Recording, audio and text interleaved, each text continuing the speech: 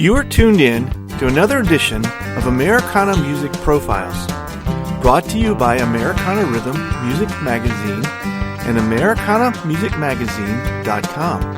I'm your host, Greg Tutwiler. Let's jump right in to the next exciting interview. Zack Walther chose vocals as his instrument early in life and grew up singing in the school choir, but it was his father's old nylon-stringed classical guitar that opened up a whole new world of possibilities. Zack has been pursuing life as a full-time musician ever since, and in this edition of Americana Music Profiles, we talk about his latest CD, The Westerner. Hi, Zack. Welcome to the podcast this afternoon. Well, thank you for having me, man. Yeah, man. I appreciate you taking the time out of your schedule to chat with us. We were talking off air a few minutes ago about all of the things you've got going on, and some cool things that I think definitely want to chat about. If we can back up just a couple minutes and tell me about yourself and how you got started in this life of music. I read in some of the press notes that you kind of accidentally majored in music and voice, and maybe wasn't your original intention. Well, I was actually a vocal student through since the sixth grade when they actually give you the options of, are you going to do band, choir, or arts as your elective. And so I picked my friend, actually, or my best friend, said, "Hey, my brother's in the choir. We should do that." I said, "Okay, let's do that." Okay. And so I was in it ever since. I competed in Texas. We have a thing called UIL, which is your schools compete against other schools and individual, and then you go through and become, if you're good enough, you get to be a member of the state choir. And I was pretty active in competing when I was a freshman and sophomore in high school, and then I kind of got into other things like acting and sports, and so I was involved in a lot of stuff. But singing was always something I did, and it wasn't until I was probably a sophomore in high school that I started playing in a band with my friends, and became sort of enamored with that lifestyle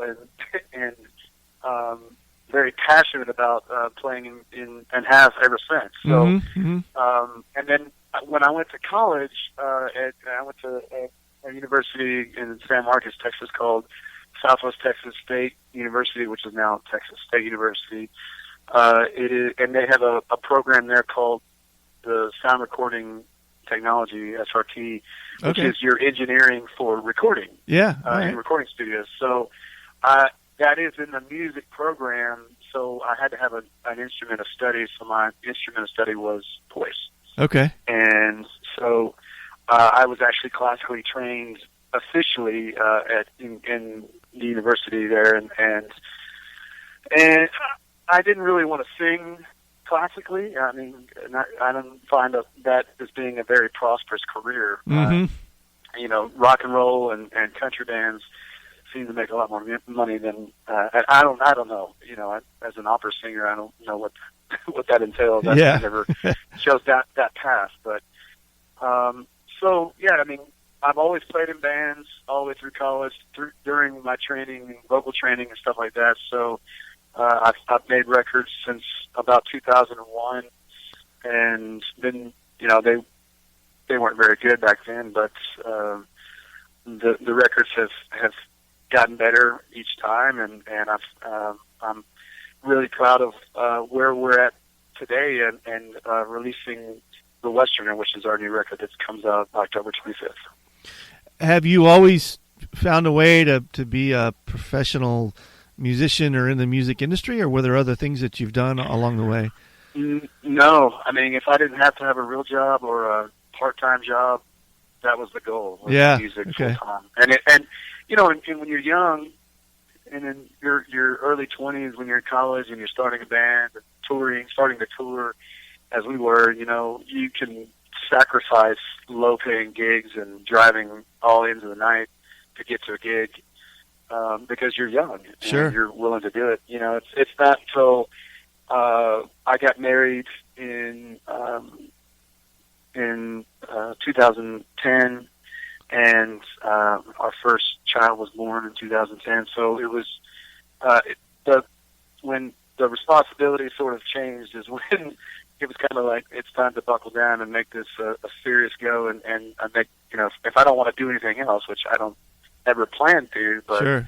the idea is that, you know, you've got to adapt and sort of streamline your business and be very business savvy in order to make a living, and because it's such a competitive field. Right. I mean, there's so many bands out there, and you know, in Texas when we started, it was kind of like, if you can pick up a guitar and play 3 chords, guess what? You can be a singer-songwriter. Yeah, right. And sing songs about Texas and float down the river. So it was easy in that sense. And drinking beer, and, you know, it's fun, which to me sort of maybe led to the predecessor to what country music is now. You know, this very simplified, dumbed down songwriting Right. about music. You know, about people's like party atmosphere and Right, things yeah. like that, which is, there's nothing wrong with that. But I'm at the age now that, to me, it doesn't interest me to listen to songs like that. I'm a little more of a lyricist now, and I've worked with a lot of songwriters over the last couple of years that, you know, have really helped me become a much better songwriter, and it shows on these last couple albums I've done. So, Are you writing all of the material on the albums that you're recording? On this album, I was a writer or co-writer on all but one. We actually needed one more song, and we were playing "Hold On, I'm Coming," the Sam and Dave tune. Yeah. We were playing that in our live show, and I said, "Man, this would actually fit really well into this record, because it's a lot more in the vein of blues or country blues and soul, and I you know, my writing has changed because I'm listening to more of that, and it's in a blues environment. I think this is the direction or the path that I was sort of set or supposed to be on. I mean, I'm more passionate and more soulful in my singing than I ever have, and in the delivery of where we record these songs and perform them live. So there's much more so than there used to be for me. I mean, it used to be just sort of, here's your GCD chords and here's your song and that sort of thing. And now it's sort of evolved into more of a soulful ballad, or not ballad, but blues. In fact, there's one ballad on this record. So Okay. Yeah. you know, everything is kind of up tempo, driving, but with that beat in the background that really kind of can, you know, doesn't matter if you're driving your car or at a club or a venue, that, you know, it's gonna make you move your body or tap your foot. Sure. Yeah. Like that. Yeah. Yeah. Yeah. When you're writing your songs, are they every writer has a different kind of approach to it? I'm always fascinated by the different methods that artists employ to get their music. For you, is it more of an organic process, or do you schedule where you sit down and focus on, okay, I need to write some new music? Well, ideas come organically. I'm one of those songwriters who will have a list of hooks or ideas or songs, or right, okay, or maybe like the beginning of a song that I sort of that comes from some conversation I'm having or a movie I'm watching, and I write them down on my phone and my notes, and then I will sit down.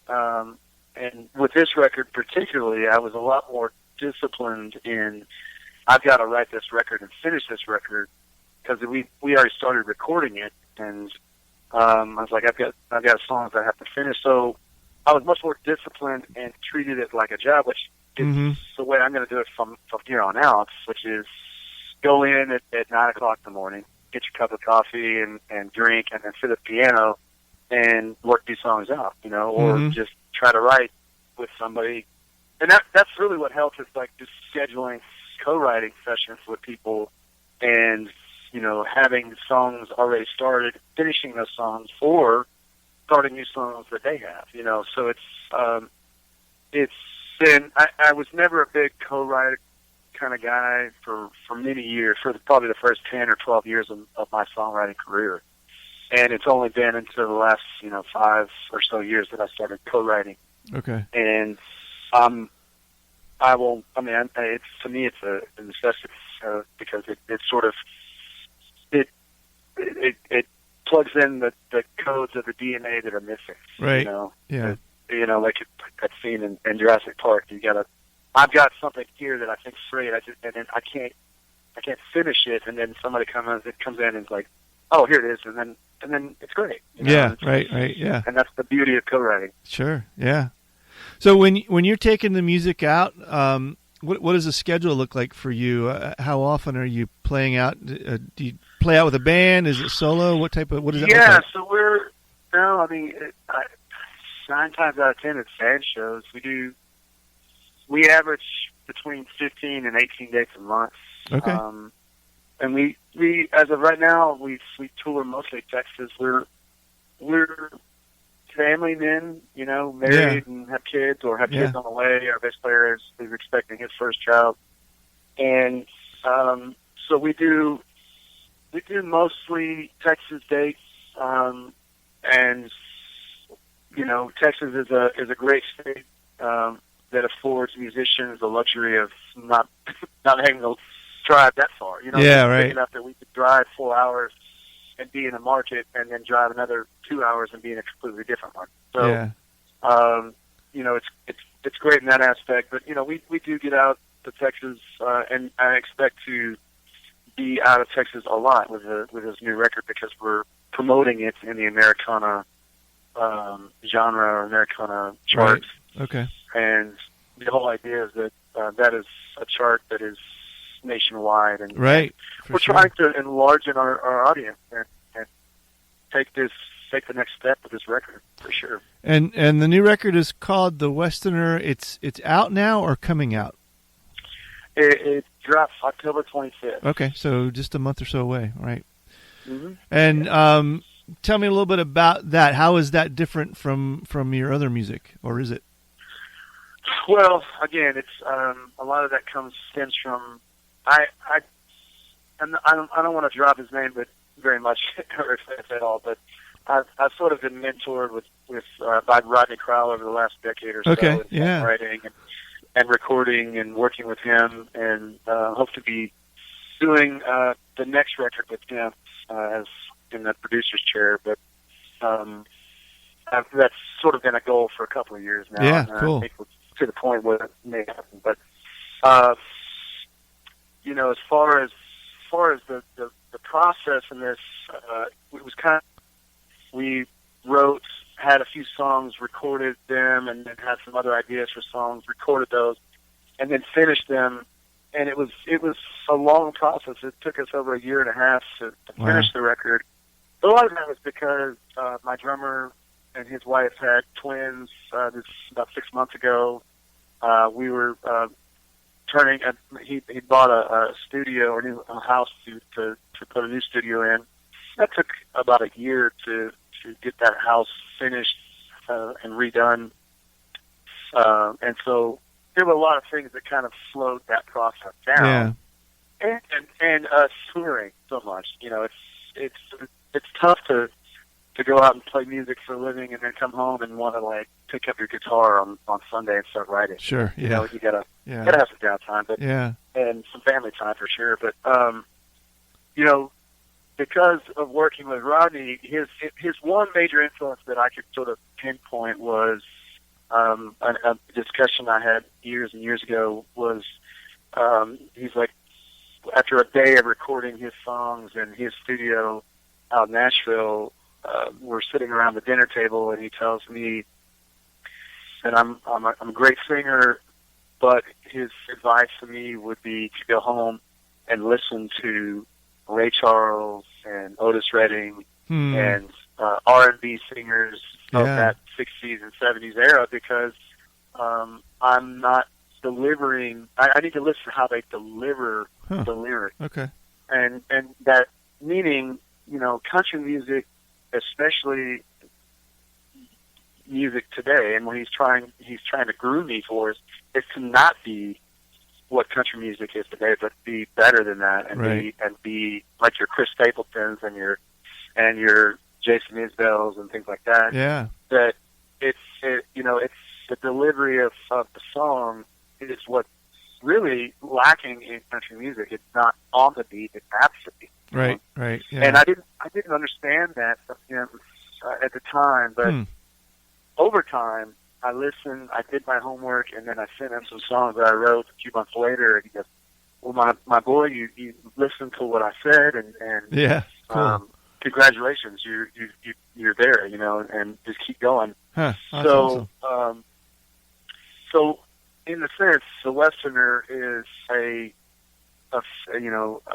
foothold, or is definitely a different path for me, in the sense that I'm not trying to alienate the fans that I have had on the records before. I'm just as an artist, you always change. We change for the better, and in my opinion, it's always a change. Whether or not the fans want that, but the idea is that we're still trying to go and have a record that actually would broadcast over the airwaves and create more fans over the nation. And in a sense that it's not, we're trying to not be so regionalized in Texas. We're trying to be more than that, and go outward from Texas and show who we are, because we are from Texas, and what we sing and play and write. But in a sense, I think it can transcends multiple genres and creates that appreciation for what we've done. You were telling me earlier that you are going to get to do this. What I feel like is a really cool thing is this kind of a tribute show to George Thorogood's music using George Thorogood's band. It's just a hectic time right now, but it was a neat thing. We actually signed on to do this. I got his fans to agree, or most of his band. I think it's about 2/3 of his band that's going to be there. Some of them just don't want to. They just kind of like to be home and don't do other things. They don't play music in their off time. But a lot of them like to just play and love to play music, which is great for people like me, because then I can call them and say, "Would you be interested in doing a show?" And I would say it's like 8 months ago we agreed to do this, and it's at this downtown old historic theater here in New Braunfels, Texas. And we're gonna play a whole show of nothing but George Strait. And when I say George Strait, it's the George Strait songs that I grew up on, which started from 1981 till about Pure Country, when that movie came out in the early 90s. Mm-hmm. And it's most of his older stuff, because that was a lot of what I listened to growing up, and stuff that I'm most familiar with. And so we've got this show, and we're doing 22 songs or something like that, and which is not that bad. But when you've got a record that's about to come out that, let's just say, country, blues, that sort of thing, soulful, and you're pushing that and you're working on that, and to like completely turn the page in 1 week and have to perform and try to sing it sound like George Strait and sing these songs that are completely different and not my own. So it is a challenge in that aspect, but I'm really looking forward to it, because it's the King's band, the king of country music, and the best band in country music as far as I'm concerned. These guys are coming in and excited to do it. And that's awesome. That's cool. That's cool. And you've got a tribute or a an honor, a show that you're doing in honor of a lost daughter too, correct? That's all going on as well? Yes. Yeah. Well, the other thing, that's actually this Sunday. I don't know when this is going to air or be publicized, but this Sunday, it's always the Sunday following Labor Day, we do the Lemonade Block Party, the foundation that my wife and I started called Lemonade. What we do is we raise money through an event, a music festival, a concert that we do here in New Braunfels where we live, and we raise money to help families that have a child with a long-term illness that are struggling to pay bills and things like that. So we assist them financially with the money that we raise from this concert. Okay. And this year we have Radney Foster headlining.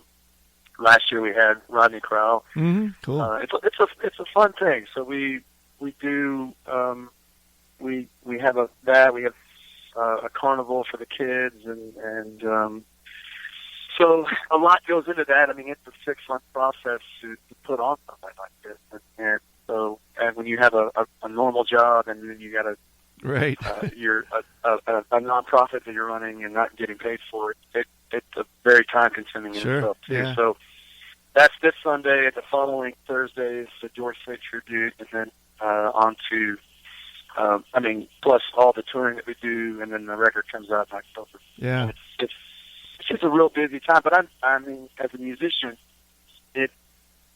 you always want to be busy. Sure, yeah, right. Something that we strive to be, because I mean we're heading in the right direction, I think. Yeah. So the new record comes out October, I think you said 23rd, and where can folks? 25th. Yeah. 25th. Okay. So where can folks pre-order or find your other music, or get in touch and check out your tour schedule? Yes. Pre-order with our website or TuneCore, which would be Spotify or iTunes downloads. But if you do, there will be you can actually pre-order the record probably through our website. There'll be a link, which is ZackWaltherBand.com, and that's spelled ZackWaltherband.com. Okay. Which, and let's just go ahead and set the record straight. It's Zack Walther, but with an H in Walther. So okay. Walther. So it is pronounced Walther, just spelled differently. That's just the Texas German. Gotcha. In me. That's the way my father pronounced it and his father before. So it's a German thing. Okay. Well, I appreciate it, Zack. It's been fun getting a chance to talk to you and hearing about all that you got going on. And I wish you the best for it. It's exciting times, and we appreciate everything that you do and that you guys do to help keep us busy and help letting people know about what we're doing, man. I mean, it's an honor to do to be on your show. Yeah, good. Thank you. Thanks again for tuning in to this episode of Americana Music Profiles. Find us on iTunes at Americana Music Profiles and on the internet at AmericanaRhythm.com.